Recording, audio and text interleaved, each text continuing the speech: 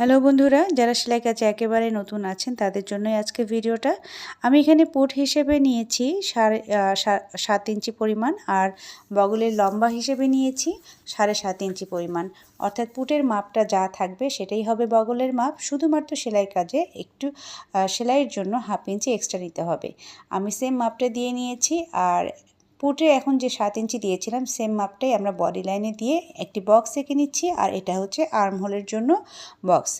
আচ্ছা, সেম জায়গাতেই আমি বডি লাইন কামিজের বডির মাপটা নিয়ে নিচ্ছি। এখানে আপনারা আপনাদের বডির মাপটা দিয়ে দেবেন।